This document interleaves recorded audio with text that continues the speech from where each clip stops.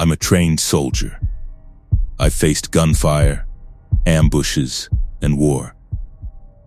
But nothing prepared me for what stepped out of the trees on the Alaska highway that night. Tonight, you'll hear 10 true stories from lonely highways, places where people realize they were never really alone. Good evening and welcome back. This is Adam's Scary Stories. If true horror stays with you long after the story ends, subscribe, and don't forget to turn on notifications. Now, turn off the lights, get comfortable, and let's go. My name is Sergeant Luke. I'm a soldier, an infantryman with 2 tours in Afghanistan under my belt. I'm a man trained to face the tangible horrors of the world, the eye, the ambush, the sniper's bullet. I believe in the laws of ballistics, the logic of tactics, and the cold, hard reality of a firefight. I am not a man who scares easily. That's the man I was when I received my new posting, Fort Wainwright in the interior of Alaska. I decided to drive, to see the country, to decompress on the long, lonely road north. The final leg of that journey was the Alaska Highway, a stretch of road that is both breathtakingly beautiful and profoundly isolating. I was driving through the deep, vast wilderness of the Yukon, just south of the Alaskan border, when the world began to unravel. The sun had set, and the world outside my Jeep was a vast, empty canvas of black and white. The road a narrow, uncertain path through a forest of skeletal, snow-dusted trees. I was tired, road-weary, but a soldier's discipline kept me alert. I thought the only dangers on this road were black ice and the hypnotic drone of my own engine. I was wrong. The real danger was the thing that owns the road, the thing that considers you a trespasser. I pulled over at a small, unmarked rest stop, a simple gravel clearing with a single dilapidated picnic table. I needed to stretch my legs, to shock my system with the brutal sub-zero air. As I stepped out of the Jeep, the silence was the first thing that hit me. It was absolute, a physical weight that pressed in from all sides, broken only by the soft crunch of my boots in the snow.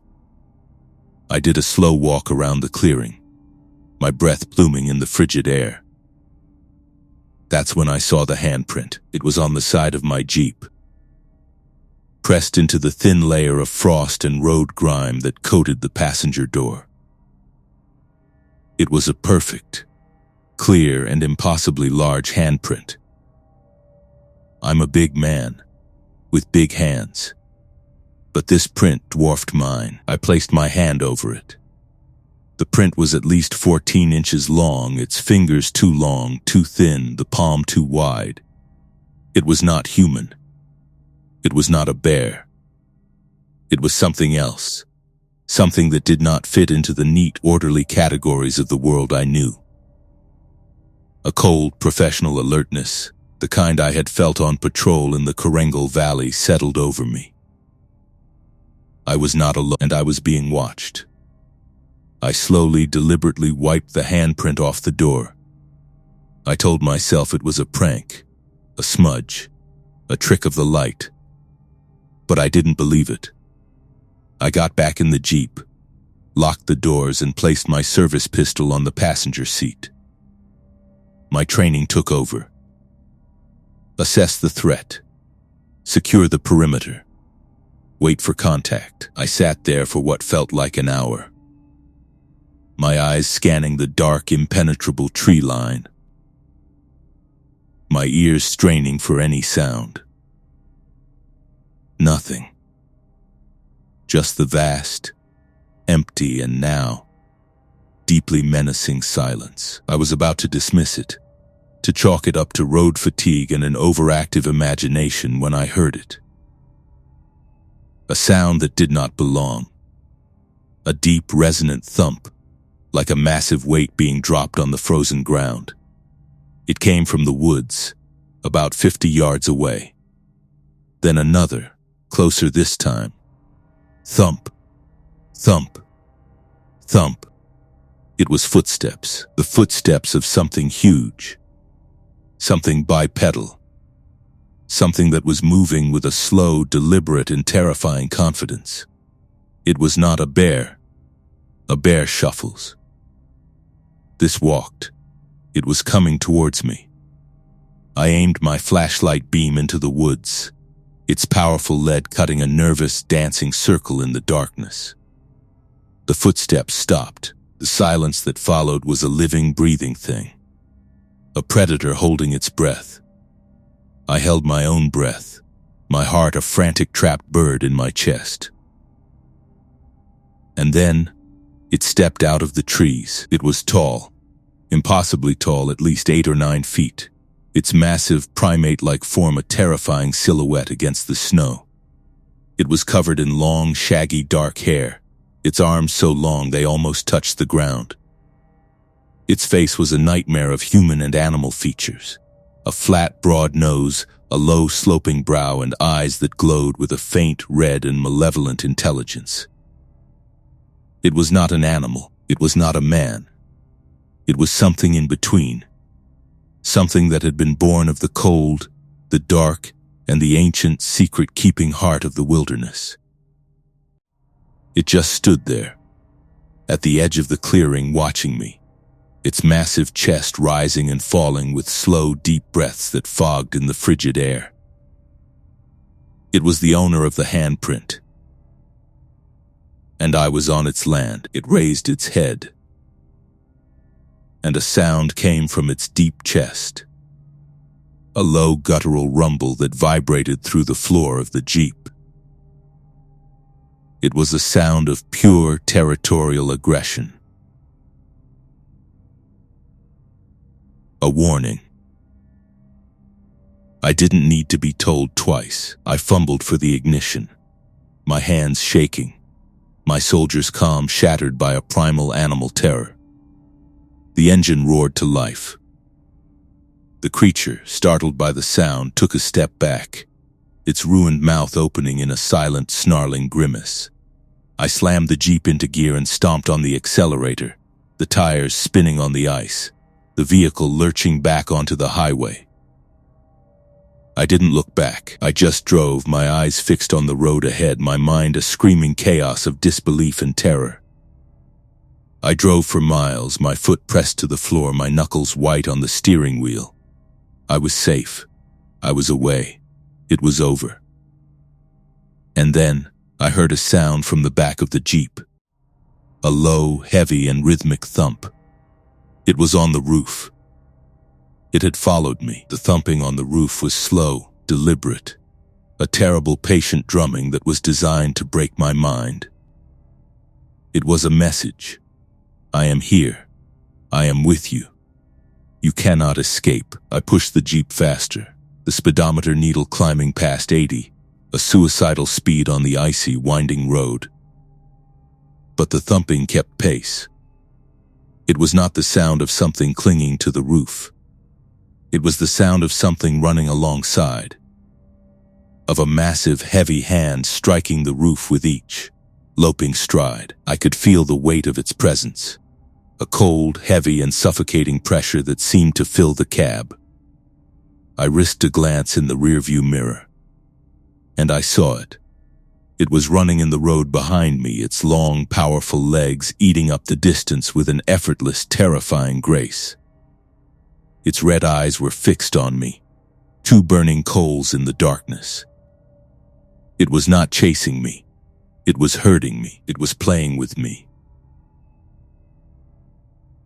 I was a mouse, and the cat was enjoying the hunt. I drove like that for what felt like an eternity, the thumping on the roof a constant, maddening counterpoint to the frantic, terrified beating of my own heart. And then, as suddenly as it had begun, it stopped. I looked in the mirror. The road was empty. It was gone. I didn't stop driving until I reached the lights of the first town across the Alaskan border. I stumbled into a diner, my body trembling, my mind a shattered wreck. I told my story to a local man, an old Athabascan elder with eyes that had seen 1,000 winters. He listened, his face a mask of sad, weary resignation. He was not surprised. "The Dojulai," he whispered, his voice a low, reverent hush. "The guardian, the protector of the forest." He told me that the Dojulai was an ancient, powerful spirit, a thing that was neither man nor beast but something older, something that had been here since the beginning. It did not tolerate trespassers. It did not suffer fools.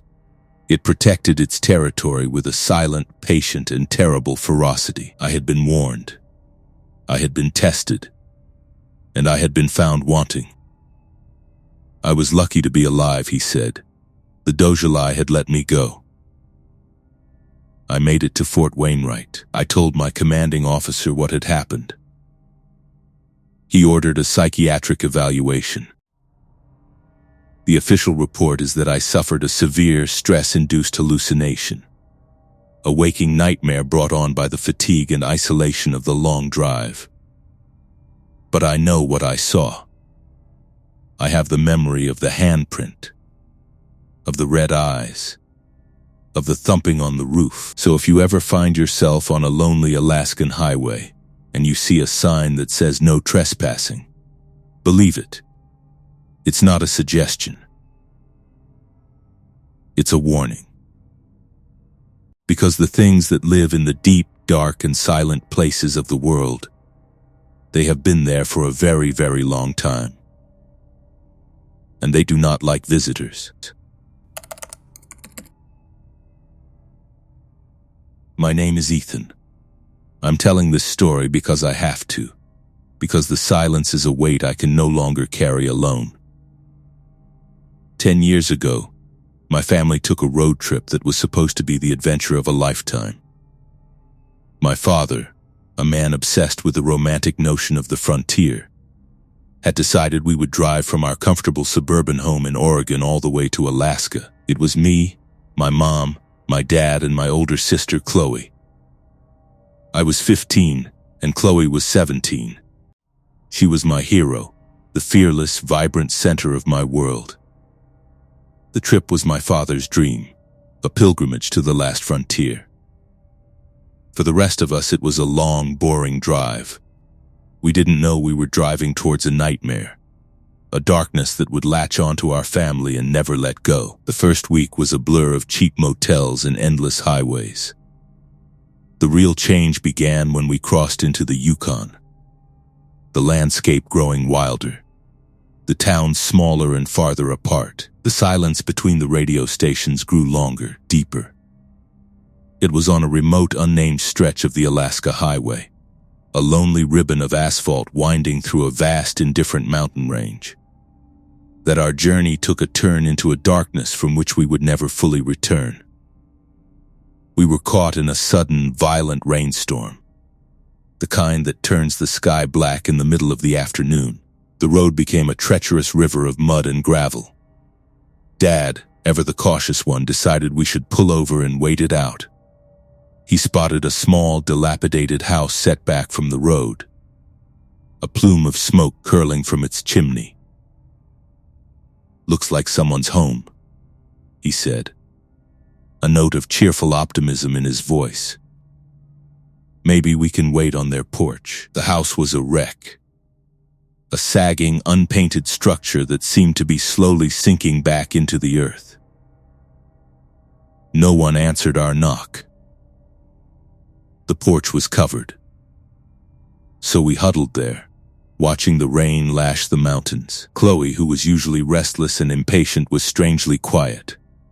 She was staring at the house, her face pale, her eyes wide with a strange, intense curiosity. She walked to a grimy window and peered inside. "There's someone in there," she whispered, her voice a low, breathy sound. An old woman in a rocking chair.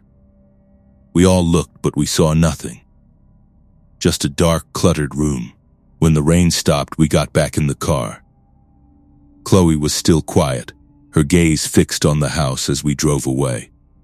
That night in a cheap motel, the wrongness began. Chloe started talking in her sleep. Not the usual mumbled nonsense, but clear, distinct and terrifying sentences. "The ground is hungry," she'd whisper, her voice a low guttural rasp that was not her own. "It needs to be fed." The next morning she seemed fine, if a little tired. She said she didn't remember any dreams. But she was different. The vibrant, fearless light in her eyes had been replaced by a cold, watchful stillness. As we drove, she would stare out the window for hours, her face a blank mask. That afternoon, as Mom was cutting up some apples for a snack in the passenger seat, Chloe, without looking away from the window, said in that same flat, alien voice, "Be careful with the knife, Mom. You're going to cut yourself. Deep." Mom, startled, fumbled the knife.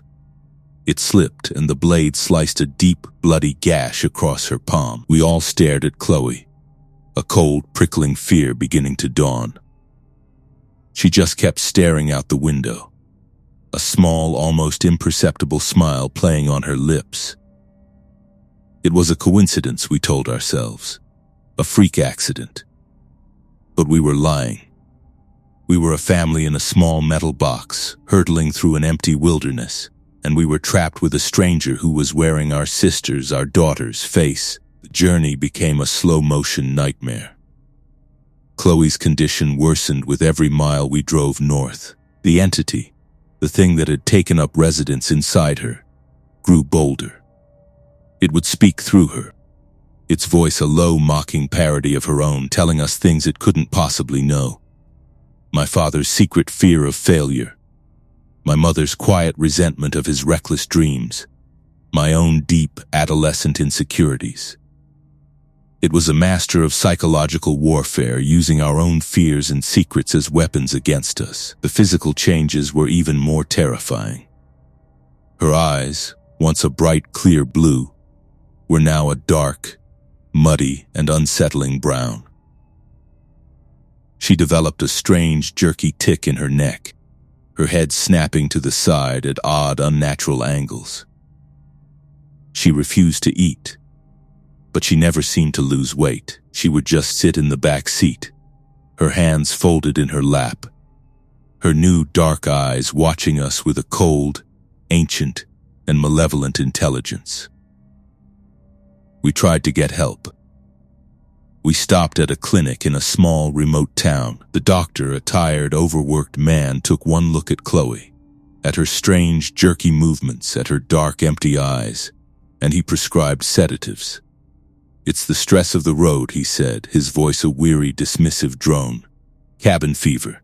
It happens." The sedatives had no effect. The thing inside Chloe just laughed, a low, guttural sound that was the most terrifying sound I have ever heard. We crossed the border into Alaska. The landscape became even more vast, more empty, more intimidating. The thing inside Chloe seemed to draw strength from it. It grew more powerful, more confident. It started to move her body in ways that were a grotesque, terrifying parody of human movement. Her limbs would bend at impossible angles. Her spine would arch in a way that should have snapped it. She would contort her face into expressions of pure, inhuman rage, her mouth twisting into a silent, snarling grimace. We were no longer a family on a road trip. We were a mobile prison, transporting a monster. My parents were broken. My father's adventurous spirit was gone, replaced by a hollow, haunted look. My mother spent her days weeping silently in the passenger seat. I was the only one who could still look at Chloe, who could still see the flicker of my sister, the real Chloe, trapped behind those terrible dark eyes. I would talk to her. I would tell her stories of our childhood. I would try to reach the person I knew was still in there, a prisoner in her own body. Sometimes, for a fleeting second, I would see a flicker of recognition, a flash of the old familiar blue in her eyes. And then the thing would reassert its control, and the darkness would return. We finally reached Anchorage, our destination. Our promised land. It was not a celebration. It was a surrender. We checked into a sterile, anonymous hotel room. The four of us. The three of us and the thing that was wearing Chloe's skin. We were exhausted, defeated, and utterly, completely hopeless. That night, the thing inside Chloe decided it was done playing. It was done with the whispers, the predictions, the subtle psychological torture. It wanted out. Chloe, or the thing that was Chloe, sat up in her bed, her body rigid, her head snapping from side to side. And then she began to scream. It was not a human sound. It was a high, thin, and piercing shriek, a sound of pure, unadulterated rage and a terrible ancient hunger. She launched herself out of the bed, her movements impossibly fast, her strength inhuman. She threw my father across the room as if he were a child's doll. She lunged at my mother, her hands clawing at her face. I tackled her, my arms wrapping around her thin, surprisingly strong body. It was like holding a bundle of live wires. She thrashed and bucked, her head snapping back and hitting me in the face, the impact breaking my nose. The hotel staff, alerted by the noise, burst into the room. It took 4 large men to restrain her, to hold her down as she writhed and screamed, her voice a chorus of a dozen different guttural and inhuman sounds. Chloe was admitted to a psychiatric hospital. The doctors, the men of science, they had a name for what had happened to her. A rare stress-induced and transient psychosis, they called it. A mental break, brought on by the rigors of the long, difficult journey. They gave her drugs, they gave her therapy, and after a few weeks, the thing inside her, the passenger, it went dormant. It retreated, back into the deep, dark, and silent corners of her mind. Chloe came back to us, or a version of her did. She was quiet, she was subdued. The vibrant, fearless light in her eyes forever dimmed. She had no memory of the trip, no memory of the house, of the whispers, of the violence. It was a mercy, the doctors said. But I know the truth. The thing that got into her on that lonely, forgotten highway. It's still there. It's just sleeping, waiting. I see it sometimes, in the flicker of her eyes, in the sudden, unnatural stillness of her hands. And I know that one day, it will wake up. So if you ever find yourself on a long, dark, and lonely road, and you see a place that looks like a shelter from the storm, just keep driving. Because some houses are not empty. They are just waiting, and the things that live there, they are always looking for a new ride. And once you give them a lift, they will never, ever get out.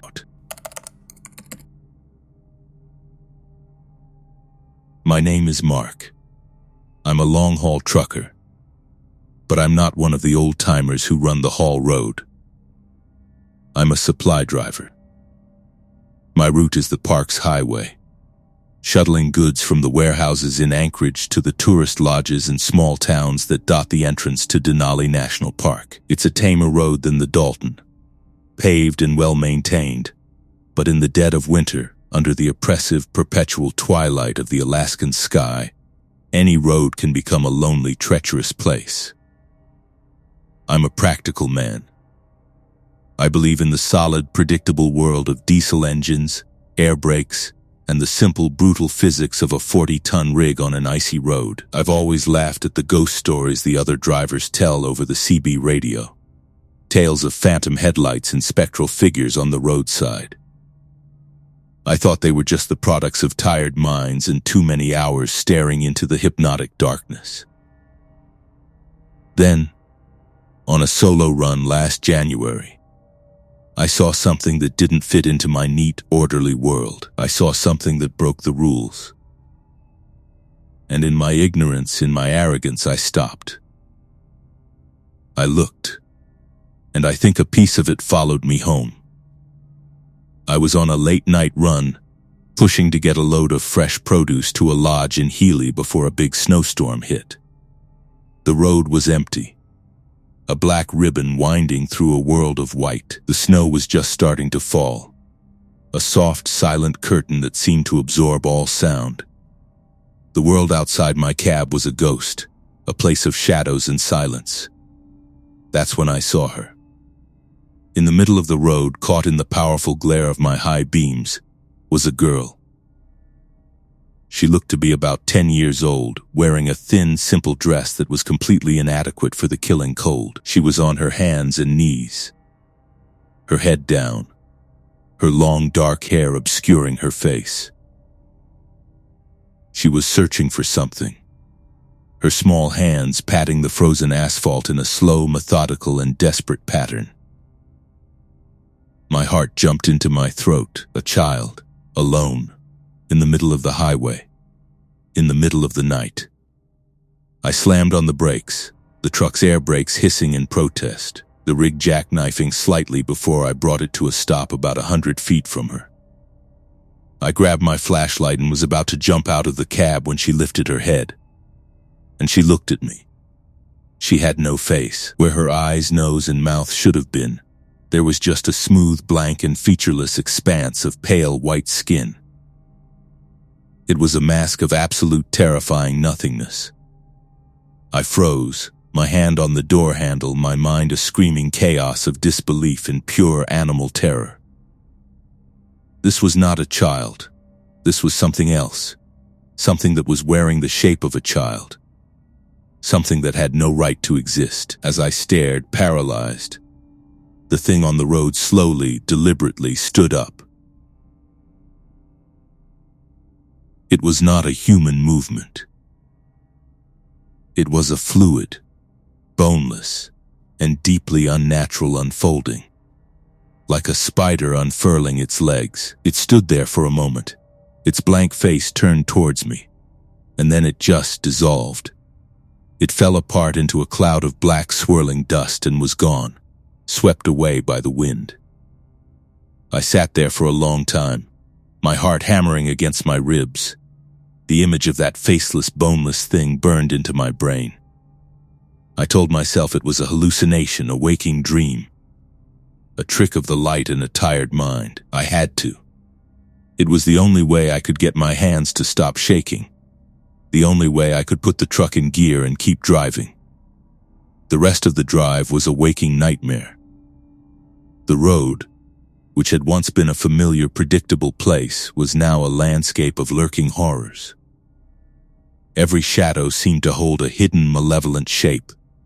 Every gust of wind sounded like a whisper. I started seeing things at the edge of my headlights, things that my rational mind knew could not be real. A spider, the size of a small car, its long, spindly legs scuttling across the road. A lizard, 10 feet long, its slick, black skin glistening in the snow, its yellow reptilian eyes watching me as I passed. They were fleeting, momentary glimpses, gone as soon as I saw them, leaving me to question my own sanity. Was I losing my mind? Was the isolation, the darkness, the stress of the job finally breaking me? When I pulled into the lodge at Healy, the familiar, comforting sight of its warm yellow lights felt like a lifeline.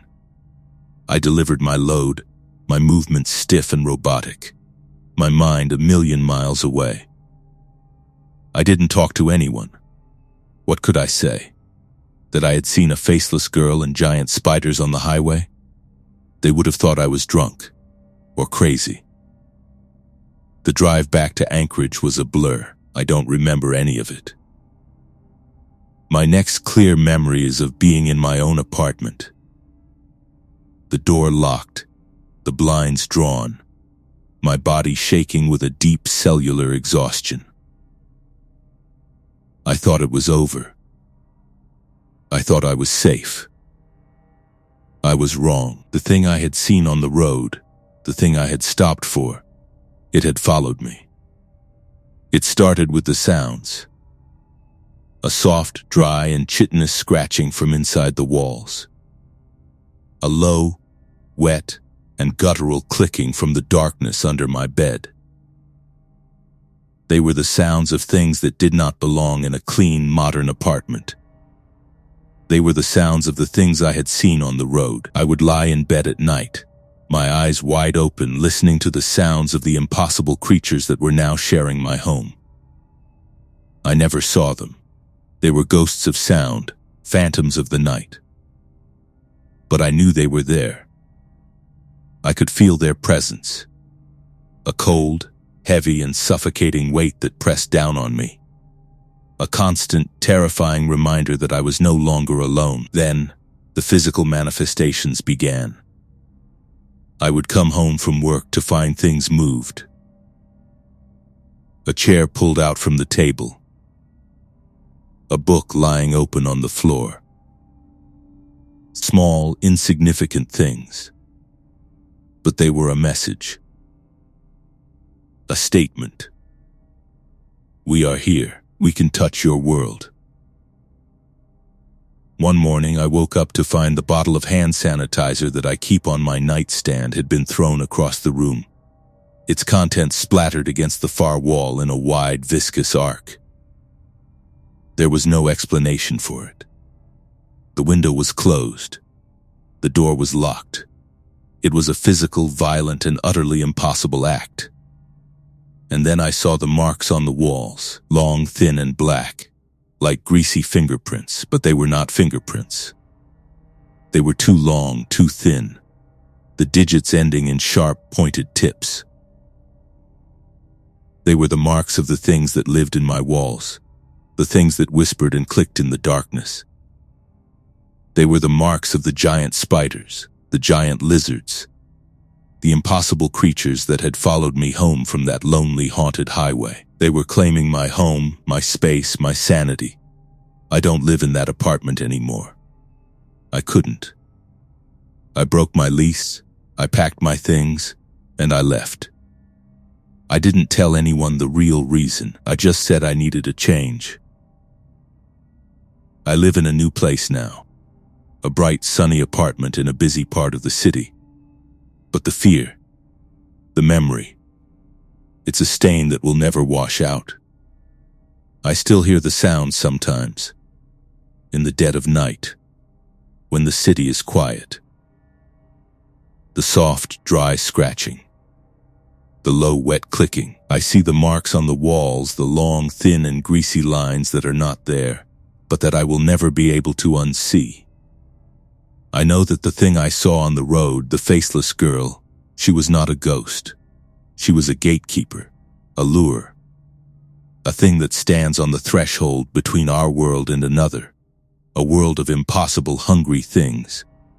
And I, in my ignorance, in my arrogance, I stopped. I looked.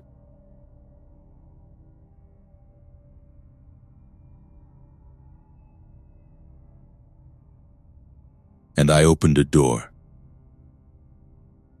And the things that came through, they are still with me. They are my passengers.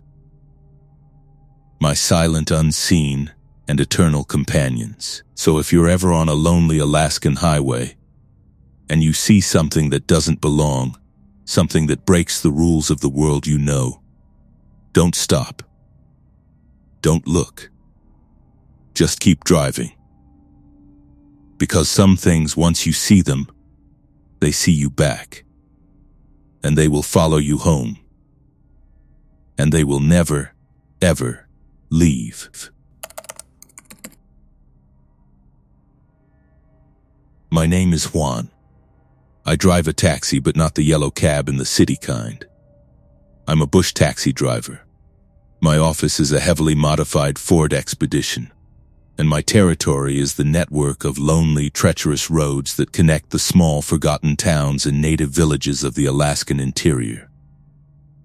I'm the guy people call when the weather's too bad for a plane and the journey's too far for a prayer. I'm a man who has made his peace with the dangers of the road. I understand the physics of black ice, the treachery of a whiteout, and the profound, soul-crushing loneliness of driving for 10 hours without seeing another soul.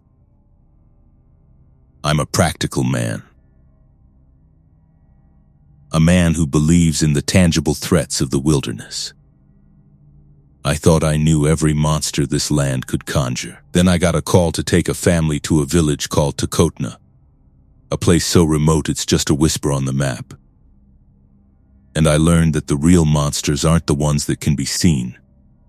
They're the ones that get inside. The call came late, a crackle over the satellite phone.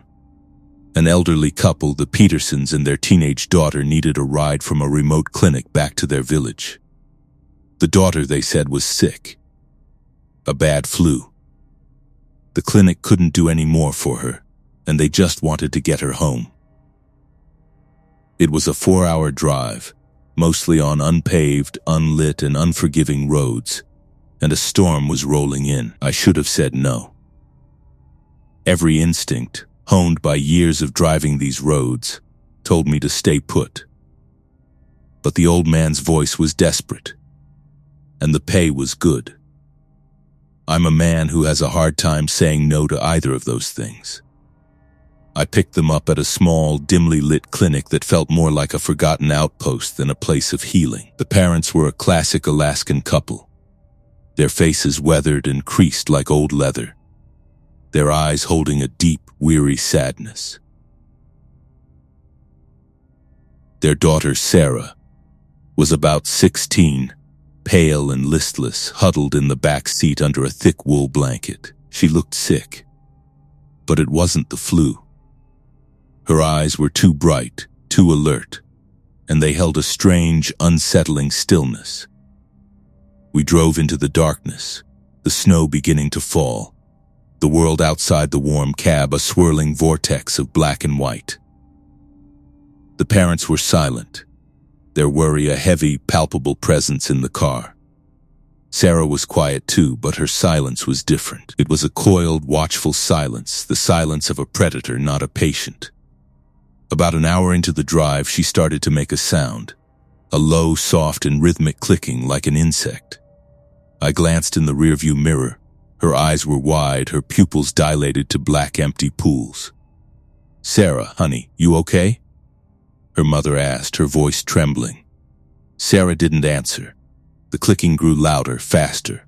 And then she lunged. She threw herself against the door, her small, frail body moving with a sudden, shocking, and inhuman strength.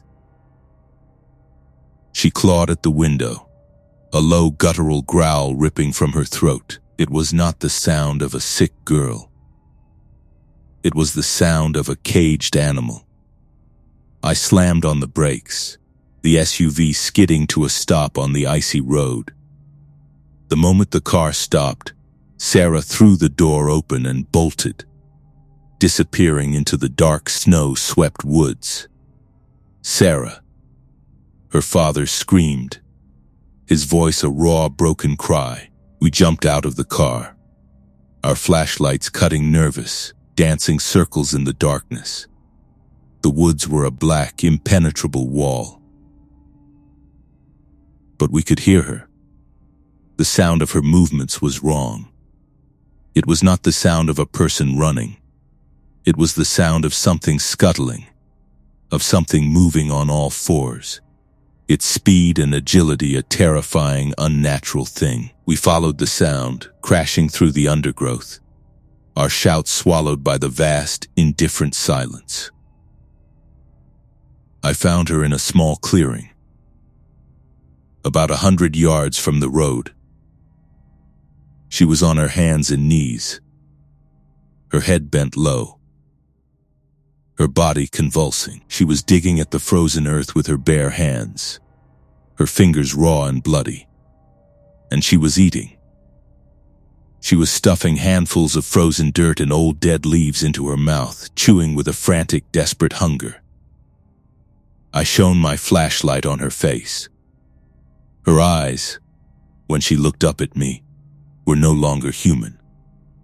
They were a solid, glowing, and malevolent red. She hissed, a sound that was pure reptilian venom. And she scrambled up a tree with the speed and agility of a squirrel, her limbs bending at impossible angles. She perched on a high branch, a grotesque, human-shaped gargoyle, and she watched us, her glowing red eyes two burning coals in the darkness. Her parents were sobbing, their hope and their denial finally shattered by the terrible, impossible reality of what their daughter had become. This was not a sickness of the body. This was a sickness of the soul. A possession, a thing that had crawled out of the deep, dark, and ancient heart of the Alaskan wilderness and had made a home in their daughter. As we stood there, frozen in a state of shock and terror, a new sound reached us. The sound of a truck engine. A pair of headlights appeared on the road. It was a group of men from the village, alerted by the Petersons' call, come to look for us. They were not surprised by what they saw. They were prepared. The men from the village, 4 of them, were grim-faced and silent. They carried ropes and heavy canvas blankets. They knew what this was. They had seen it before. They surrounded the tree, their movements slow, deliberate, and practiced. They spoke to the thing in the tree, not in English, but in a low, guttural, and ancient tongue. A language that was as old as the mountains themselves. The thing that was Sarah screamed, a high, thin, and piercing shriek that was a sound of pure, unadulterated rage. It launched itself from the tree, a whirlwind of flailing limbs and inhuman strength. It took all 4 of them to subdue her, to wrap her in the heavy blankets, to bind her with the ropes. They carried her back to their truck, a struggling, snarling, and deeply, profoundly pitiable thing. We followed them back to the village, a silent, grim procession.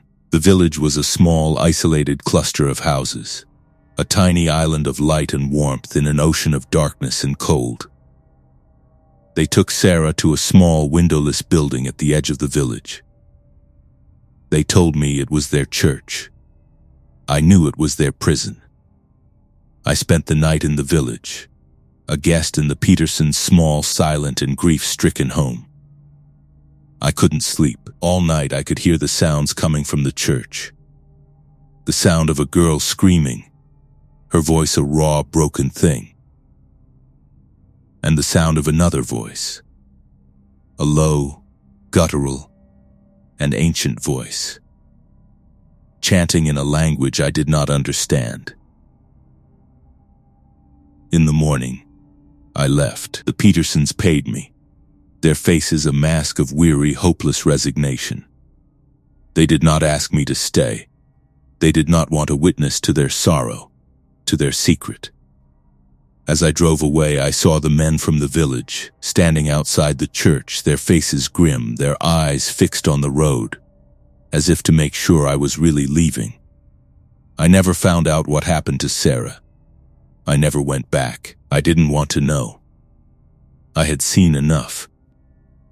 So if you're ever on a lonely Alaskan highway and you get a call to pick up a sick girl, just say no.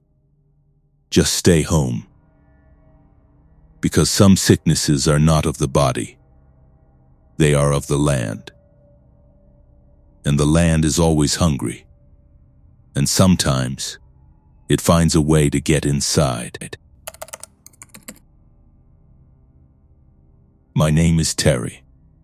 I'm a rider.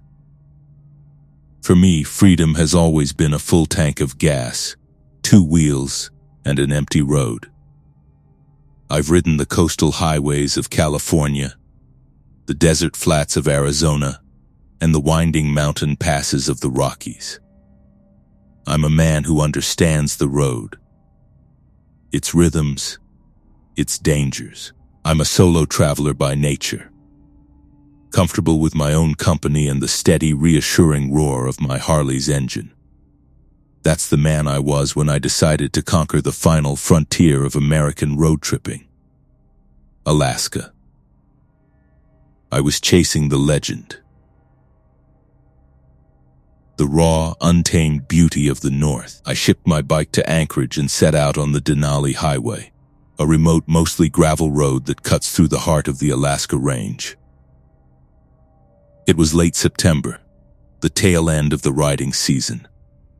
The tourists were gone, the lodges were boarded up, and the first snows had already dusted the high peaks. The world was vast, empty, and breathtakingly beautiful. I was in heaven. I didn't know I was riding straight into a hell that had been waiting for me, a place where the silence has a voice and the darkness has a touch. I was pushing for the Tangle Lakes Lodge, hoping to make it before a storm rolled in. The sun had set hours ago, and the world had been plunged into a deep, starless, and profoundly unsettling darkness. The road was a narrow, treacherous track of gravel and ice, my headlight the only thing holding the immense, suffocating blackness at bay.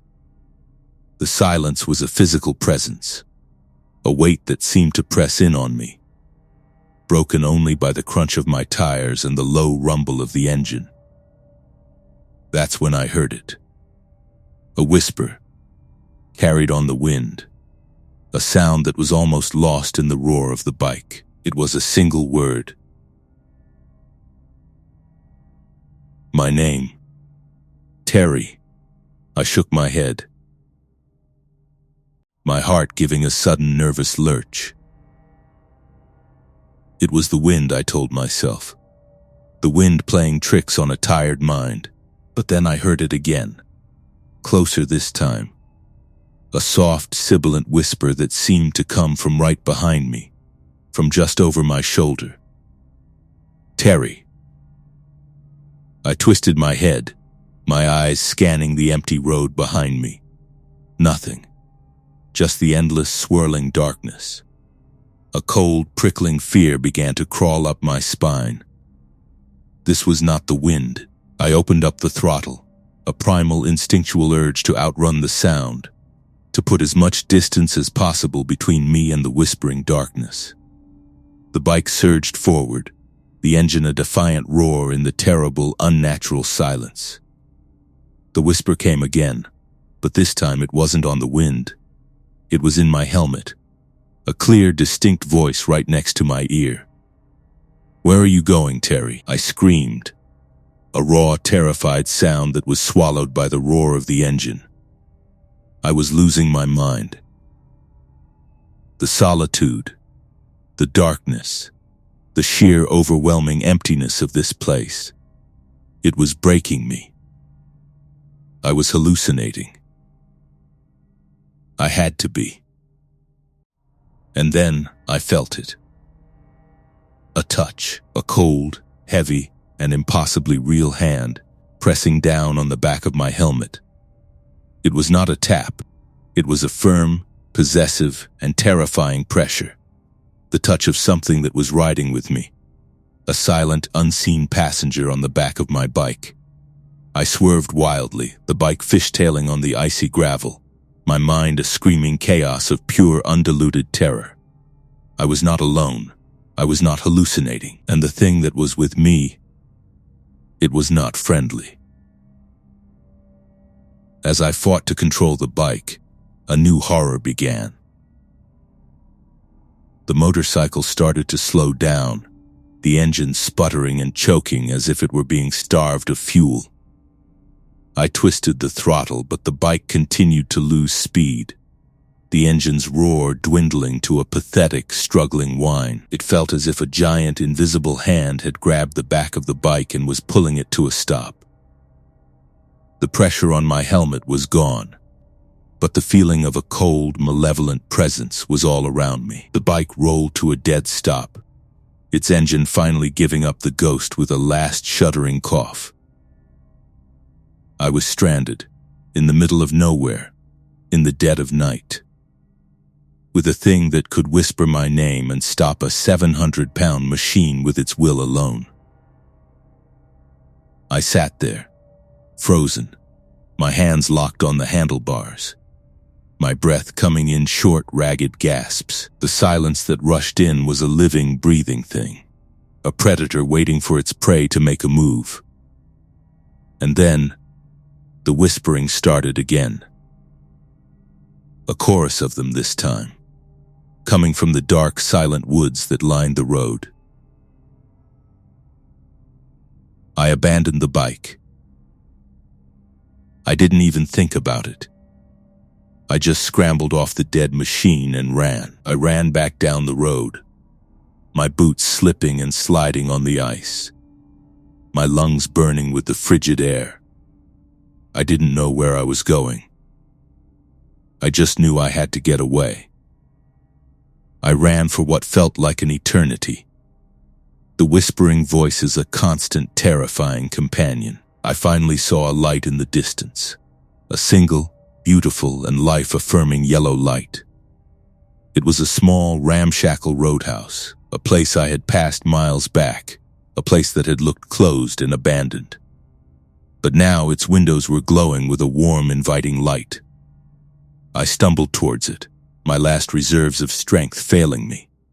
I burst through the door and collapsed onto the floor, a sobbing, incoherent mess. The place was a classic Alaskan dive bar. A few rough-looking truckers, a couple of grizzled old prospectors, and a bartender who looked like he had been carved from a block of granite. They all stared at me, their faces a mixture of curiosity and a deep, weary resignation. I told them my story, the words tumbling out of me in a frantic, disjointed stream, the whispers, the touch on my helmet, the bike stopping on its own. I sounded like a madman. I knew it. But I didn't care. I just had to tell someone. The bartender listened, his face impassive. When I was done, he just nodded slowly. "You met the rider," he said, his voice a low, gravelly rumble. "He don't like people on his road after dark." He told me the story, a local legend that was as old as the highway itself. The story of a biker who had died on this stretch of road decades ago. A man who had loved his machine and the open road more than life itself. They say he still rides this road, a jealous, territorial ghost who considers this stretch of the Denali his own private property. "He doesn't hurt people," the bartender said. "He just plays with them. He whispers their names, he touches their helmets, he stops their engines. He reminds them who is in charge. He reminds them that they are just visitors, and that he is the one who owns the road." The bartender called the state troopers. A young, bored-looking trooper arrived an hour later. He listened to my story, his face a mask of polite, professional skepticism. He gave me a breathalyzer test. It was negative. He looked at me, at my wild, terrified eyes, at my trembling hands, and he made his own diagnosis. "You've been on the road too long, son," he said, his voice a mixture of pity and condescension. "You're exhausted. You hallucinated." He drove me back to my bike. It was right where I had left it. It started up on the first try, the engine purring like a kitten. There was nothing wrong with it. The trooper gave me a warning for erratic driving and told me to get a room at the roadhouse and sleep it off. I did. I slept for 12 hours, a deep, dreamless, and utterly exhausted sleep. I never saw the rider again. But I know he's still out there. So if you're ever on a lonely Alaskan highway in the dead of night, and you hear a whisper on the wind, a voice that knows your name, don't dismiss it. It's not your imagination. It's the owner of the road reminding you that you are a guest. And he's just making sure you don't overstay your welcome. My name is Jack. I'm a long-haul trucker, and for the last decade my life has been a series of lonely highways, cheap coffee, and the steady, hypnotic drone of a diesel engine. I've driven every major artery in the lower 48, but nothing prepares you for Alaska. Up here, the roads are different. They're not just routes from one point to another, they're lifelines. Thin, fragile threads of civilization stretched across a landscape that is ancient, vast, and profoundly hostile to human life. I was on a northbound run on the Richardson Highway, hauling a load of construction supplies to Fairbanks. It was late October, the season of perpetual twilight, when the sun is a weak, watery memory and the darkness has a weight, a presence, that feels like a physical thing. The road was empty, the world outside my cab a silent, monochrome landscape of snow and skeletal black spruce. I'm a practical man. I worry about blown tires, black ice, and the crushing fatigue that can turn a moment of inattention into a fatal mistake. I don't believe in ghosts. But on that long, dark, and lonely road, I saw something that didn't belong. Something that broke the rules of the world I knew. And it saw me back. I was about 50 miles south of Delta Junction. The road a straight black line through a sea of white. My high beams cut a tunnel through the darkness, illuminating the swirling snow. That's when I saw her. At the edge of the road, in a shallow, muddy ditch filled with icy slush, was a woman. She was on her hands and knees, her head bent low, her long, dark hair obscuring her face. She was dressed in a pristine, brilliant white dress, the kind a bride might wear, its delicate fabric a stark, impossible contrast to the filth of the ditch. On her wrists and neck, she wore heavy, ornate gold jewelry that glinted in my headlights. A woman, in a wedding dress and gold jewelry in a ditch, in the middle of the Alaskan wilderness in the dead of night. Every alarm bell in my head was screaming. This was wrong. This was a trap. But I'm a man who was raised to help people. I couldn't just drive by. I slowed the truck, my hand hovering over the CB radio, and I pulled over to the shoulder, my headlights flooding the scene with a harsh, interrogating light. I grabbed my heavy-duty flashlight and I stepped out of the cab, the brutal sub-zero air a shock to my system. "Ma'am?" I called out, my voice sounding small and thin in the immense silence. "Are you all right?" She didn't move. She just stayed there, on her hands and knees, her head down. I took a few steps closer, my boots crunching in the snow. The smell hit me then, a thick, coppery, and deeply unsettling scent of old blood and decay. It was coming from her, from the ditch.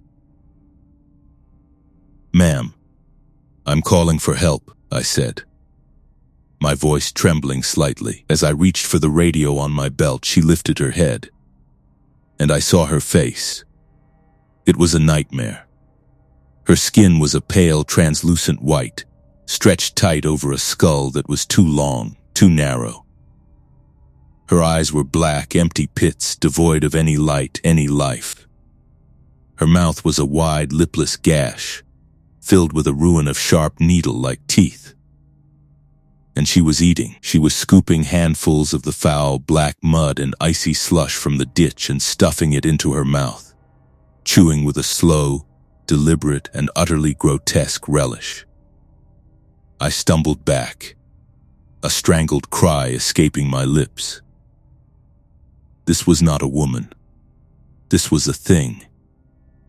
A horror, a nightmare given flesh. It looked at me, its black, empty eyes fixing on mine, and a sound came from its throat, a low, wet, and terrible clicking. I didn't run. I scrambled. I fell backwards into the snow, my mind a screaming chaos of pure animal terror, and I crab-walked back to my truck, my eyes never leaving the thing in the ditch. It stood up, its movements fluid, boneless, and deeply, profoundly wrong.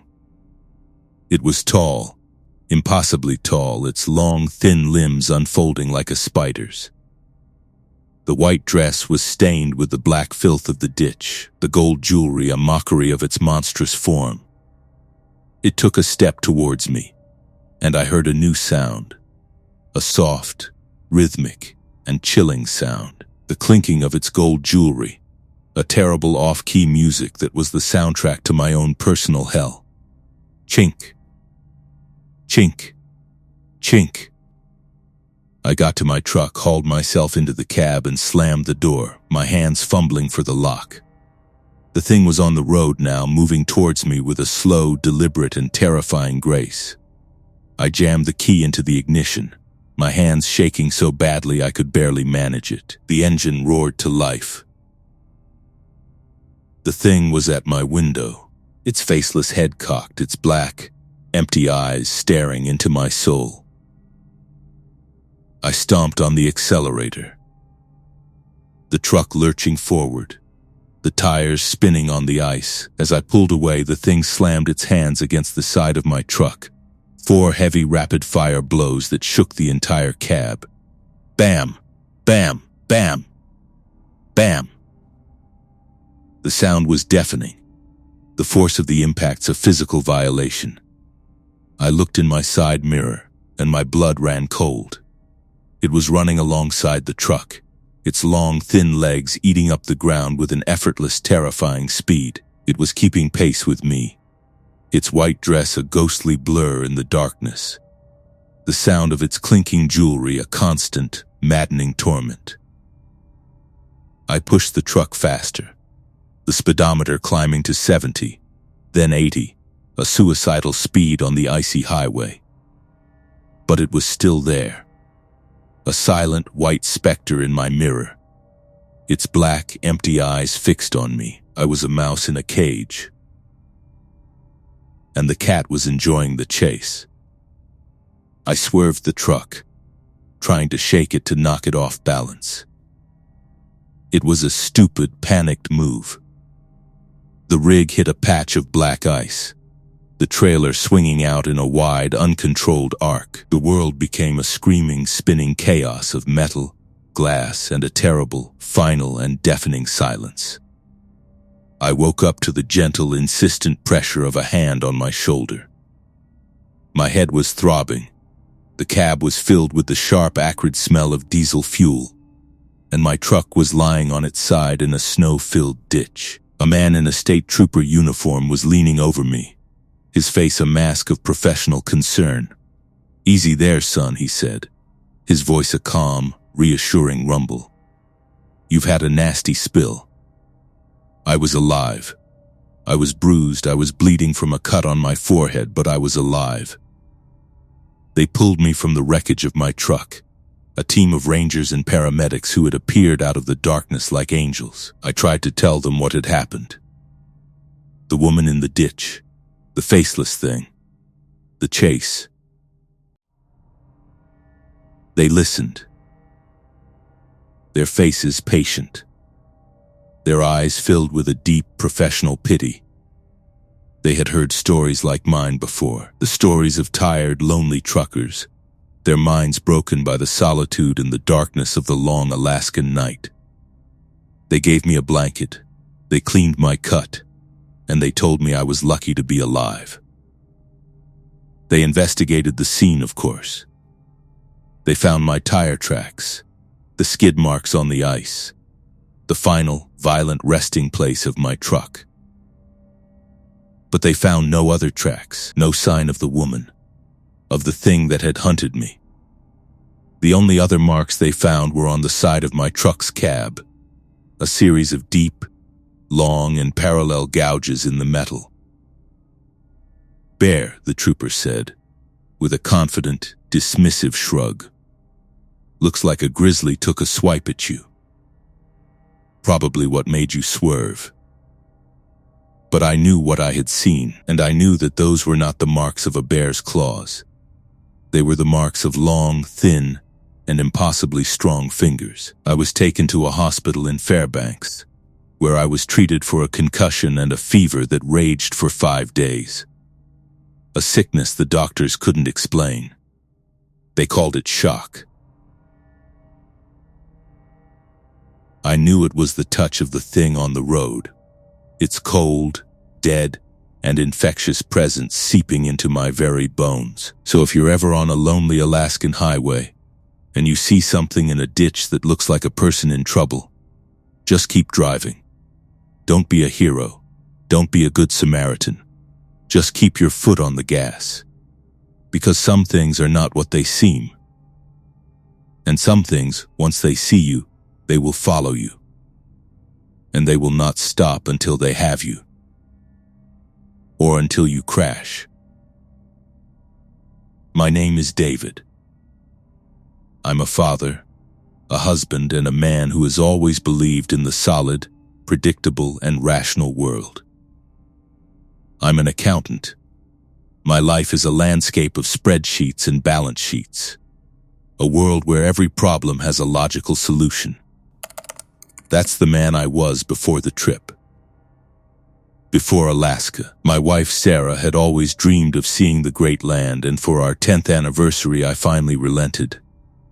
We packed up our minivan, took our 8-year-old son, Josh, out of school for a week, and set off on the great Alaskan road trip. It was supposed to be an adventure, a chance to reconnect as a family, to see the glaciers and the mountains and the vast wild beauty of the north. I was skeptical, but I was a good husband. I went along. We were driving a remote stretch of the Glen Highway, a lonely, winding road that cuts through the heart of the Chugach Mountains. The landscape was beautiful, but it was a hard, unforgiving beauty, a beauty that felt ancient, indifferent, and deeply, profoundly alien. We were a small, fragile, and insignificant family in a world that was not made for us. And we were about to learn that some places, some silences, are not empty. They are just waiting. The minivan died with a sudden, violent shudder. The steering wheel locked, the engine coughed, and we coasted to a dead stop on the narrow shoulder of the empty highway. I tried the ignition. Nothing. The battery was dead. The silence that rushed in was absolute, a physical weight that pressed in on the car.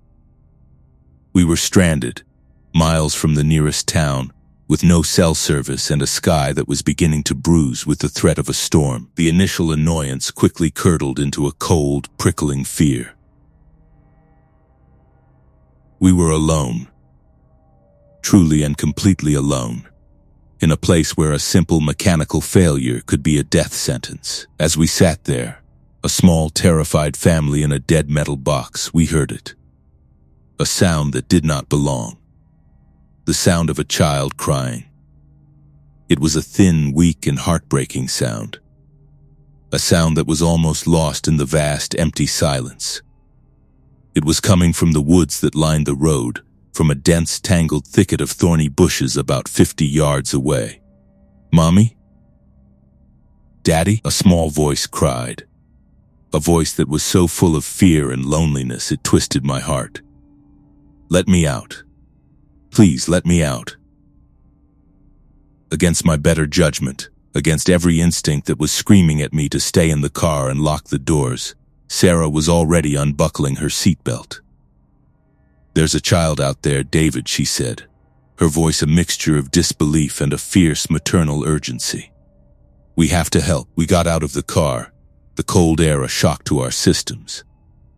The crying grew louder, more desperate. "It's so dark in here. I'm scared."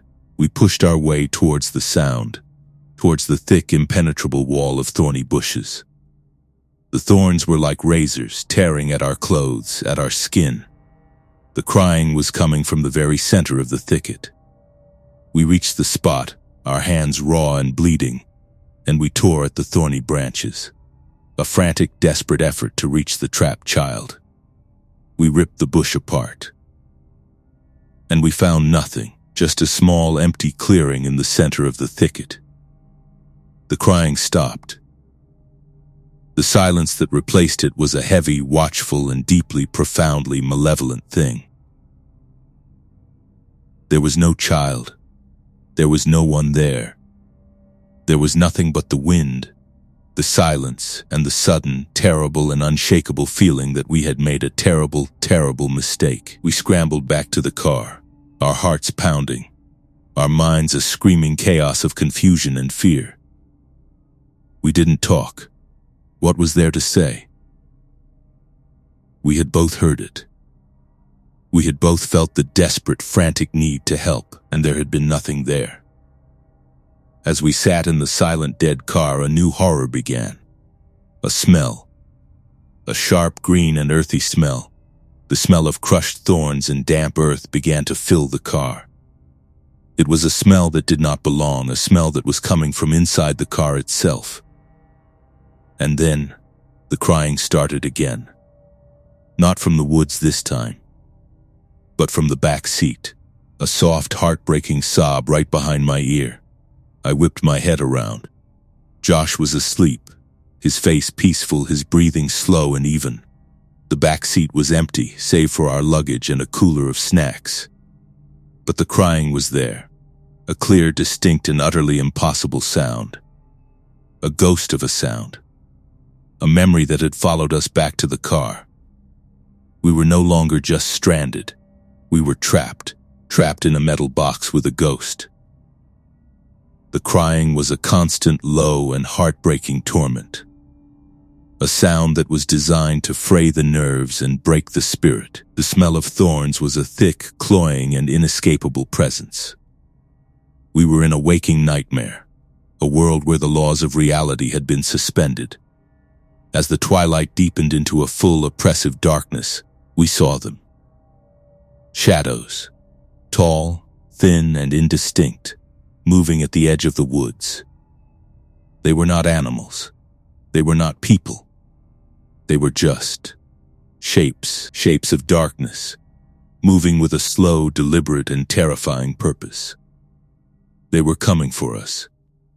That was the final straw. We burst out of the car and we ran, a blind, panicked, and desperate flight down the empty highway. We didn't know where we were going. We just knew we had to get away from the car, from the crying, from the smell of thorns, from the watching, silent, and impossible shadows. We ran until our lungs burned and our legs were numb. We finally saw the blessed, beautiful, and life-affirming sight of headlights in the distance. We stood in the middle of the road, waving our arms like madmen. It was a state trooper. He saw the state we were in, our clothes torn, our hands bleeding, our faces masks of pure, unadulterated terror. And he took us seriously. We told him everything. The broken-down car, the crying child, the empty thicket, the ghost in the back seat, the shadows in the woods. He listened, his face a mask of professional calm, but his eyes held a flicker of something else. Something that was not quite disbelief. He called for backup, and he took us back to our car. The minivan was right where we had left it. The trooper, a man who knew the practical magic of the bush, found a loose battery cable, reconnected it, and the engine started right up. The crying was gone. The smell of thorns had vanished. The car was just a car again. The troopers searched the area. They found the thicket of thorny bushes, the small, empty clearing in the center. But they found no grave, no bones, no sign that a child had ever been there. The official report was that we had experienced a shared, stress-induced hallucination, a waking nightmare brought on by the anxiety of being stranded in a remote, unfamiliar place. They called it folie trois, a madness of three. But we know what we heard. We know what we smelled. And we know what we felt. The ghost of that crying child, it came home with us. It's a permanent passenger in our car, in our lives. We had to sell the minivan. We couldn't stand to be in it anymore. But sometimes, on long drives in our new, clean and rational car, we still hear it.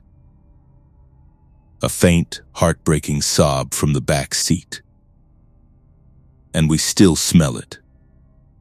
The sharp, green and earthy scent of thorns. So if you're ever on a lonely Alaskan highway, and you hear a child crying in the woods, don't be a hero. Don't be a good Samaritan. Just lock your doors and drive away. Because some things, once you let them in, they will never, ever leave. My name is Daniel Cruz. I'm a long-haul trucker, and I've been driving the haul road for the better part of a decade. My rig is my office, my home, and my fortress. I'm a man who believes in rules, in procedure, in the cold, hard logic of safety protocols. On the Dalton Highway, there's no room for error. A moment of carelessness, a lapse in judgment, and the wilderness will swallow you whole. I'm meticulous. I do my pre-trip inspections by the book. I monitor my engine temperature. I respect the speed limits, and I never ever pick up hitchhikers. I'm a professional, a man who understands the tangible, predictable dangers of my job. The ice, the wind, the isolation. Those are the enemies I know how to fight. I thought I was prepared for anything the highway could throw at me. I wasn't prepared for the enemy that uses the rules against you, the predator that hides in plain sight, the monster that looks just like a man. I wasn't prepared for the blue sedan. It was a southbound run in the dead of winter. The polar night, a heavy, suffocating blanket of absolute black. I was hauling a load of empty fuel containers from Prudhoe Bay, a routine, almost boring trip. I decided to pull into the Coldfoot truck stop for a mandatory rest break. Coldfoot is more of an outpost than a town, a small, brightly lit island of civilization in an ocean of frozen darkness. It's a place of transient souls, truckers, oil workers, a few hardy tourists. As I was doing my post-trip walk around, checking my tires and my load, I noticed it. A dark blue sedan. A generic four-door model cruising slowly through the truck parking area. It was out of place. You don't see many sedans this far north, especially not in the dead of winter. The driver was just a silhouette, the windows tinted dark. He wasn't looking for a parking spot. He was observing. His head turned slowly, methodically, scanning the rigs, his gaze lingering on each one for a few seconds before moving to the next. It was a professional, practiced, and deeply unsettling assessment. It was the look of a predator sizing up a herd, looking for the weak, the isolated, the vulnerable. My training, the ingrained caution of a decade on this road, kicked in. I made a mental note of the car, dark blue sedan, no visible plates, tinted windows, a threat. After my break, I pulled back onto the highway, the warm, bright lights of Coldfoot shrinking in my rearview mirror. The road ahead was a black, empty void. For the first hour, I was alone. The only sign of life, the steady, reassuring roar of my own engine. Then I saw a pair of headlights in my mirror. They were far back, but they were gaining. It was the blue sedan. My heart gave a sudden, nervous lurch. It could be a coincidence, I told myself. There's only one road. But I knew it wasn't. The sedan kept its distance, about a quarter-mile back, a silent, dark shadow in my mirror. It was a professional tail, not too close, not too far. Just there, a constant, unnerving presence. I decided to test my theory. I slowed down, my speed dropping from 50 to 40. The sedan slowed down, maintaining its exact distance. I sped up. It sped up. I tapped my brakes. Its brake lights flashed in perfect, mocking synchrony. This was not a coincidence. This was a hunt, and I was the prey. A cold, professional calm. The kind that only comes when you are in a situation where panic is a luxury you cannot afford, settled over me. I was being targeted. The question was why. My cargo was empty fuel containers, worthless. My personal belongings were a few changes of clothes and a paperback novel.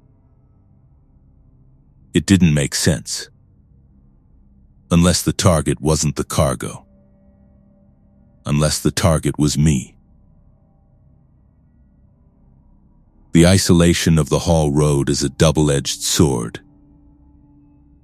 There are no witnesses, but there is also no help. I was alone, 100 miles from the nearest sign of law enforcement, and I was being stalked by a predator who knew the road, who knew the rules, and who was using the vast empty wilderness as their accomplice. The sedan stayed with me for the next 200 miles, a silent, dark, and terrifying companion. It was a psychological game, a war of nerves. They wanted me to know they were there. They wanted me to be afraid. They wanted me to make a mistake. And on the Hall Road, a single mistake is all it takes. As I approached the outskirts of Fairbanks, the first signs of civilization, I thought the game was over. Surely they wouldn't try anything this close to a city. I was wrong. The sedan pulled up alongside me, its dark tinted windows hiding the driver from view. It stayed there, matching my speed, a silent, menacing presence in my peripheral vision. And then, it began to edge closer, forcing me towards the shoulder, towards the deep snow-filled ditch that lined the road. This was it. The endgame. They were going to run me off the road, disable my truck, and then, what? Rob me? Kill me? Leave me to freeze in the darkness? I wasn't going to find out.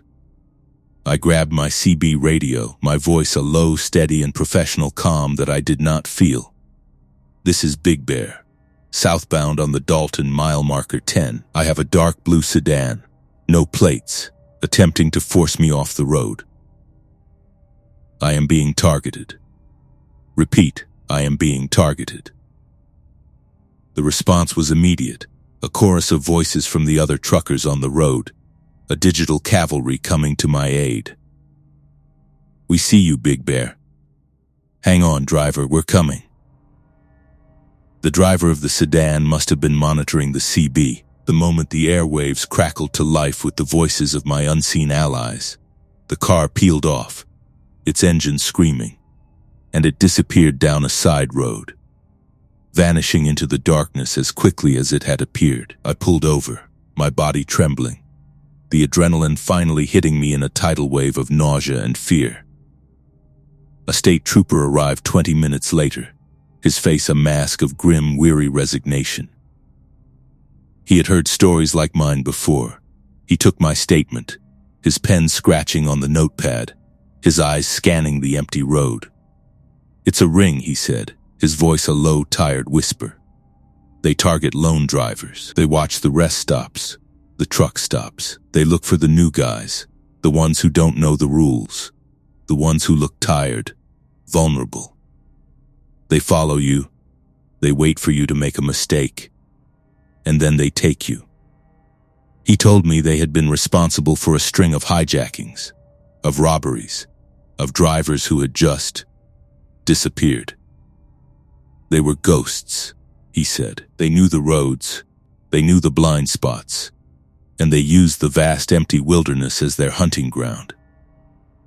The FBI got involved. They used my statement, the descriptions from other drivers, and a network of informants to piece together the puzzle. A few months later, they made their move. They arrested a crew of 6 men, a sophisticated organized ring that had been preying on the lonely, isolated highways of Alaska for years. They were ex-military, ex-oil workers, men who knew the land, who knew the roads, and who had turned their skills to a dark, predatory purpose. They confessed to everything. The hijackings, the robberies, the disappearances. They were the ghosts of the highway, the monsters that hid in plain sight. I still drive the haul road. It's my job. It's my life. But I'm a different man now. I'm more careful. I'm more vigilant. I see the darkness in a different way. I know that the real monsters are not the ones from the old stories, the ones with claws and fangs. The real monsters are the ones who look just like you and me, the ones who watch you from a dark blue sedan, who follow you down a lonely road, who wait for you to make a mistake. So if you're ever on a lonely Alaskan highway and you see a car that doesn't belong, a car that is watching you, don't dismiss it. Don't rationalize it. Trust your gut. Call for help. Because the ghosts are real. And they are always hunting. My name is Paul. I'm a long-haul trucker, a knight of the lonely road. For 15 years, my life has been measured in mile markers and cups of bad coffee. I've hauled freight through every state in the lower 48, and I thought I'd seen it all. But nothing prepares you for Alaska. Up here, the road is a different beast. It's not just a job. It's a constant grinding battle against the elements, against the isolation, against the crushing, soul-deep emptiness of the landscape. I was a rookie on the haul road, the infamous Dalton Highway, hauling a load of critical supplies to the oil fields at Prudhoe Bay. It was my first solo run in the dead of winter, and the polar night was a heavy, suffocating thing. A darkness so complete it felt like a physical presence. I was nervous, but I was also a professional. I knew the rules. Keep your speed down, your eyes open, and never, ever stop for anything. The old-timers have a saying, the haul road always gets its due. I thought it was just a figure of speech, a bit of trucker bravado. I didn't know it was a literal, terrifying, and eternal truth. I was about 100 miles north of Coldfoot, pushing through a light, hypnotic snowfall when my CB radio crackled to life. Breaker 19, any southbounders got a copy? A voice rumbled, a classic gravelly trucker drawl. I was surprised. The road had been dead for hours. You got Big Paul, northbound, I replied. What's your 20, driver? The voice came back, friendly and reassuring. This is Big Jake, leading a small convoy. We're about 5 miles behind you, northbound as well. Mind if we tag along? Safety in numbers on a night like this. I felt a wave of relief. A convoy was a welcome sight on this lonely, treacherous road. Roger that, Big Jake, I said, happy to have the company. A few minutes later, a pair of headlights appeared in my rearview mirror, then another, and another, until a line of 5 massive classic Peterbilts, their chrome gleaming in my headlights, had fallen in behind me. They were beautiful old-school rigs, the kind you don't see much anymore. Their presence was a comforting, solid weight in the vast, empty darkness. I settled in, feeling a little less alone, a little safer. It was the last time I would feel safe on that road. As we drove, I started to notice things that were wrong. Small, unsettling details that didn't add up. The trucks in the convoy, they were running without their headlights. They were just dark, massive silhouettes in my mirror, visible only when the faint, ghostly light of the aurora borealis shimmered across the sky. I keyed the CB. Big Jake, you there? Your boys are running dark. Might want to get those lights on. The radio crackled, but there was no answer. Just a wall of static. I tried again. Nothing. The road, which had been empty for hours, was now completely, unnervingly, devoid of any other traffic. Not a single southbound truck. Not a single pair of headlights in the distance. It was as if we were the only vehicles on the entire planet. I checked my GPS. The small digital icon of my truck was moving.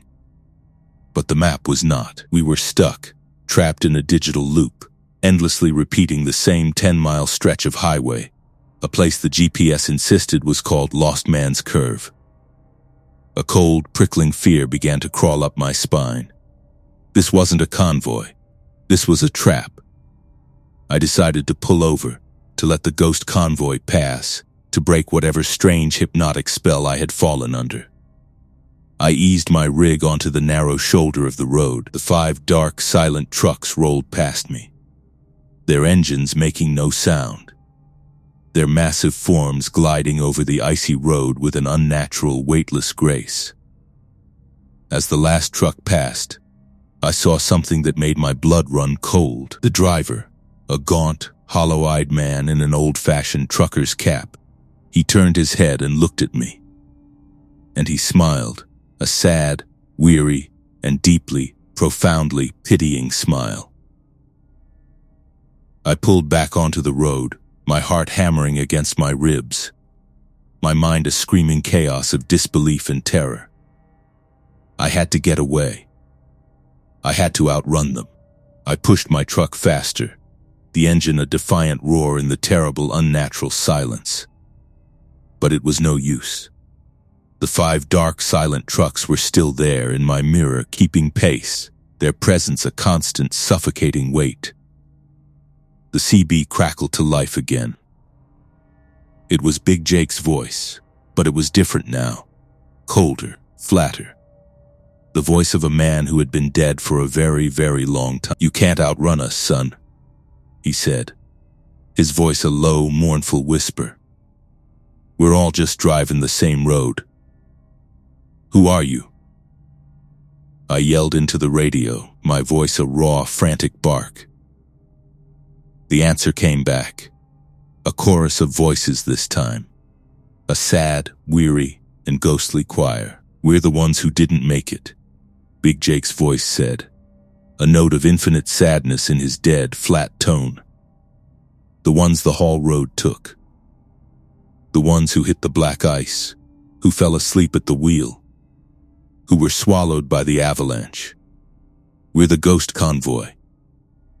He told me their story, a tale of 100 different tragedies, 100 different lonely, violent deaths on this unforgiving road. They were a brotherhood of the dead, doomed to drive this stretch of highway for all eternity, their phantom rigs a silent, ghostly procession. But there was a way out, he said, a way to break the cycle. "We need a replacement," he whispered, his voice a cold, terrible, and seductive promise.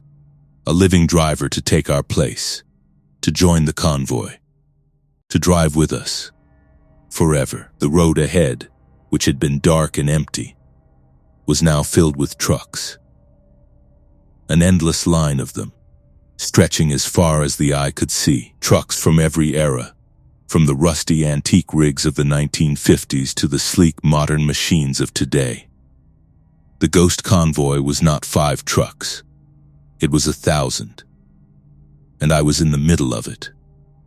The pressure in the cab was immense, a physical weight that seemed to be crushing the air from my lungs. The voices on the radio were a constant whispering chorus, calling my name, telling me to pull over, to join them, to give up, to let the cold, the dark, the silence take me. I was losing. I could feel my will, my life force, my very soul being drained away, sucked into the vast, empty, and hungry void of the ghost convoy. My hands grew numb on the steering wheel. My vision began to blur. The roar of my engine faded to a distant, muffled hum. I was dying. I was becoming one of them. And then, I thought of my family. My wife, my 2 young daughters. Their faces a brilliant, life-affirming image in my mind. I thought of their laughter, of their warmth, of the love that was waiting for me at the end of this long, dark, and terrible road. A surge of pure, defiant, and desperate love. A force more powerful than any ghost, any darkness, any fear, flooded through me. No, I screamed, my voice a raw, ragged, and human sound in the ghostly silence. I'm going home. I wrenched the steering wheel, pulling the truck into a sharp, skidding turn, a move that should have sent the rig jackknifing into a fatal, fiery crash. But the ghost trucks, the phantom convoy, they passed right through me, their forms dissolving into a cold gray mist. The road was empty again. The voices on the radio were gone. The pressure in the cab was lifted. I was alone. I drove for another hour, my body trembling, my mind a shattered wreck, until I saw the blessed, beautiful, and life-affirming lights of a state trooper patrol car. I flagged him down, my story tumbling out of me in a frantic, incoherent stream. He listened, his face a mask of professional patience. He saw the state I was in, the wild, terrified look in my eyes, and he made his own diagnosis. "You've got the fever, son," he said, his voice a calm, steady presence in my chaotic mind. "The Hall Road fever. It gets to the best of us. The darkness, the solitude, it plays tricks on the mind." He followed me back to Fairbanks, his presence a comforting, solid reality in the vast, empty, and haunted landscape. I never drove the Hall Road again. I sold my rig, and I went home to my family. But sometimes, on long, quiet nights, I can still hear the crackle of the CB radio, the sad, weary voice of Big Jake, calling for a new driver to join his endless, lonely, and eternal convoy. So if you're ever on a lonely Alaskan highway, and you hear a voice on the radio offering you safety in numbers, just turn it off. Just keep driving. Because the road is long, and the darkness is deep, and the ghost convoy is always, always looking for new recruits. My name is Tommy. For 15 years, I've been driving the lonely, treacherous highways of Alaska, hauling everything from construction equipment to groceries. Up here, the road isn't just a job, it's a living, breathing entity that demands respect. The cold, the ice, the crushing isolation. They're all predators waiting for you to make a single mistake. In this world, a good mechanic is more than just a guy with a wrench. He's a lifeline, a priest, a guardian angel. For me and for dozens of other truckers who run the Richardson Highway, that man was Rex. His garage, a small, unassuming cinder-block building just outside of Delta Junction, was a beacon of hope in the vast, frozen wilderness. Rex was a legend, an honest, friendly, and impossibly skilled mechanic who could diagnose a problem over the CB radio and fix a busted engine in the middle of a blizzard. He had a warm smile, a firm handshake, and a customer lounge with a perpetually full pot of coffee. He was the kind of man you trusted implicitly, the kind of man you'd leave your rig, your livelihood, your very life, in his hands without a second thought. I trusted him. We all did. And that was the deadliest mistake any of us ever made. It happened on a southbound run in the heart of winter. The polar night was a heavy, suffocating blanket, and a nasty ice storm was rolling in. About 20 miles north of Rex's garage, my truck started acting up. The engine was sputtering, losing power, the temperature gauge climbing into the red. I'm no mechanic, but I knew it was serious. I managed to limp the rig to Rex's, the engine dying just as I coasted into his lot. Rex came out to meet me, his familiar, friendly face a welcome sight in the swirling snow. "Looks like you're in a bit of trouble, Tommy," he said, his voice a calm, reassuring rumble. He took a quick look under the hood, his brow furrowed in concentration. "Cracked injector line, and your turbo's shot," he announced, shaking his head grimly. "Gonna take me a couple of days to get the parts up from Anchorage, especially with this storm." You're welcome to stay in the lounge. Got a comfortable couch, satellite TV, and plenty of coffee. I didn't hesitate. It was a generous offer from a man I trusted. I settled into the worn, comfortable couch in the lounge, the sound of the storm a distant, muffled roar, feeling safe, warm, and profoundly, dangerously naive. The first night passed uneventfully. I slept on the couch, the drone of the storm a strange, comforting lullaby. The next day, Rex and his two quiet, sullen assistants worked on other rigs while we waited for my parts. I spent the day drinking coffee, watching bad TV, and feeling a growing restless boredom. That night, unable to sleep, I decided to take a walk around the garage, to stretch my legs. The main workshop was dark and silent. The massive, half-disassembled trucks looking like the skeletons of prehistoric beasts in the faint moonlight. As I walked past a cluttered back wall, I noticed something I'd never seen before. A heavy steel door, almost completely hidden behind a stack of old tires. It was secured with a massive, industrial-grade padlock. Curiosity, the fatal flaw of all men in my line of work, got the better of me. I found a crowbar in a nearby toolbox, and with a grunt of effort I pried the lock off the hasp. The door swung open with a low, groaning protest, revealing a steep, narrow flight of concrete stairs leading down into a darkness that felt older and colder than the Alaskan night. A faint, metallic, and deeply unpleasant smell. The smell of old oil and something else, something coppery and organic, drifted up from the depths. I hesitated at the top of the stairs, a cold, prickling unease crawling up my spine. Every instinct, honed by years of listening to the quiet warning voice of the road, was screaming at me to turn around, to go back to the couch, to forget what I had seen. But I couldn't. I had to know what was behind that door. I switched on my phone's flashlight and descended into the darkness. The stairs opened into a large, hidden basement workshop. A place that was a dark, twisted mirror of the clean, orderly garage above. The air was thick with the smell of solvents, hot metal, and that same sickeningly sweet, coppery scent. The room was a chop shop. Stacks of license plates from a dozen different states were piled in a corner. A workbench was littered with grinders and stamping tools for forging VIN plates. The stripped-down chassis of 3 different trucks, their identities erased, stood like silent metal corpses.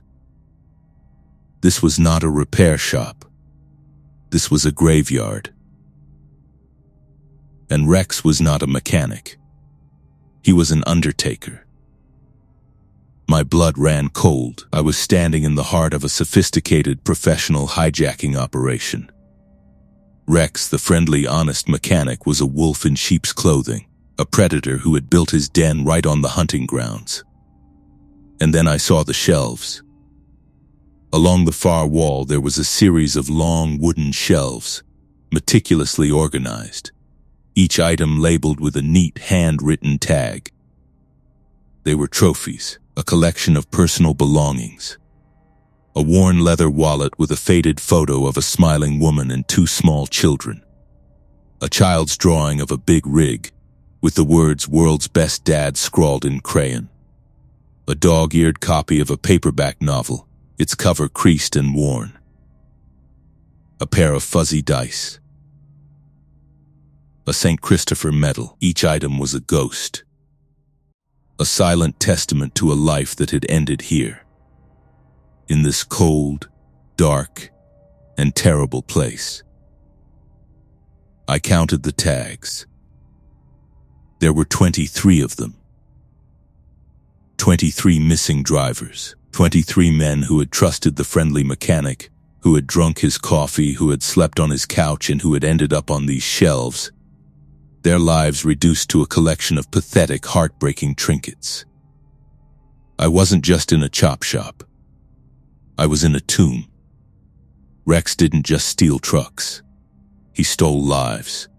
He sabotaged rigs, lured drivers to his garage, and then he made them disappear. The cracked injector line, the shot turbo, it was all a lie, a carefully crafted trap. And I had walked right into it. A surge of pure white-hot rage. A rage that was colder and more dangerous than any fear flooded through me. I was not going to be number 24. I looked around the workshop, my mind racing, my soldier's training kicking in. I saw a large open drum of used motor oil. I saw a welding torch, its gas tanks full. I saw a way out. I opened the valve on the acetylene tank. The hissing of the gas, a sweet, promising sound. I tipped over the drum of oil. The thick, black liquid spreading across the concrete floor. I lit a rag, threw it into the spreading pool of oil, and I ran. The basement erupted in a fireball behind me. The roar of the explosion, a beautiful, terrible, and righteous sound. I burst out of the workshop, past a stunned and horrified Rex. And I didn't stop running until I was a mile down the road, the flames from the burning garage lighting up the dark, frozen sky.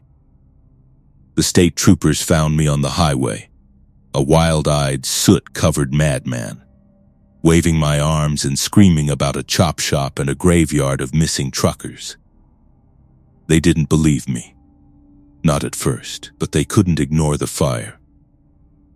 They found what was left of the basement workshop. They found the tools for forging VIN plates. They found the melted, twisted remains of the stolen trucks. And in a locked, fireproof cabinet, they found the shelves. They found the wallets, the pictures, the wedding rings. They found the ghosts of 23 men.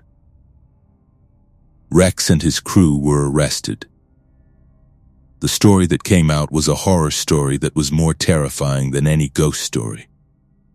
For 15 years, Rex had been the monster hiding in plain sight. A serial predator who had used his reputation as a friendly, honest mechanic as the perfect cover for a reign of terror. He was the reason so many drivers had vanished on the lonely, treacherous highways of Alaska. He was the real monster of the Haul Road.